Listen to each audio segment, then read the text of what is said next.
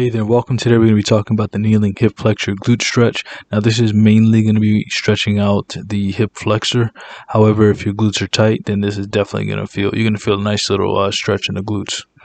There's a great stretch for those areas, especially if you have tight hips, which most people do. If you can't squat deep enough, that's usually one of the reasons, as well as ankle mobility and hamstring mobility. But when it comes to stretching out the actual hip flexor, there's a great one to do, guys. And at the end of the video, I'm also going to be talking about some of the mistakes that you want to avoid. That way you can get the most out of this stretch and benefit from it as much as possible.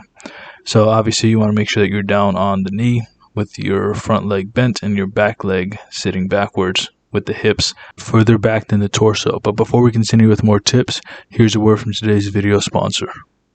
I'm today's video sponsor, and if you'd like help losing fat or gaining muscle, there are a few ways I can help you down below.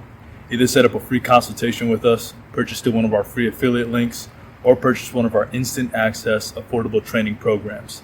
Can't wait to be of service to you. Now let's get back to the rest of the video.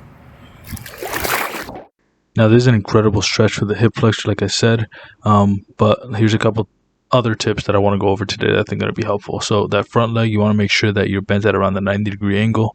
So you basically want your heel underneath your knee. So you notice there on that front leg, my knee is over top of my heel, and the back leg is flat, it's like your shin is across the floor, basically.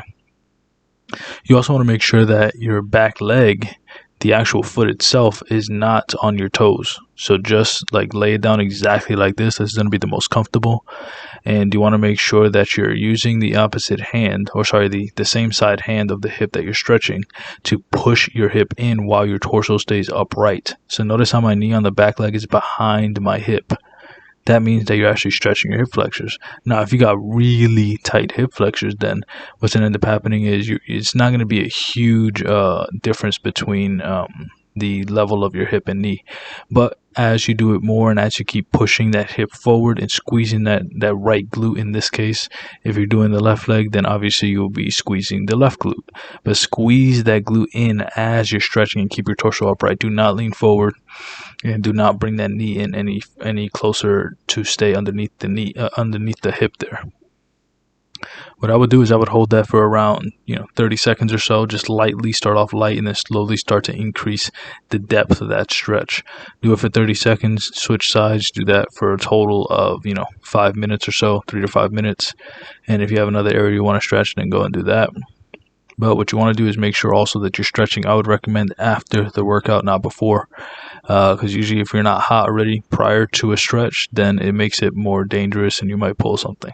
But here's some common mistakes that I want to make sure you guys avoid. The first one is not bringing that back knee in far enough, and also the front leg is too far forward, and here the front leg is too far back. So notice how my knee is not over top of my ankle.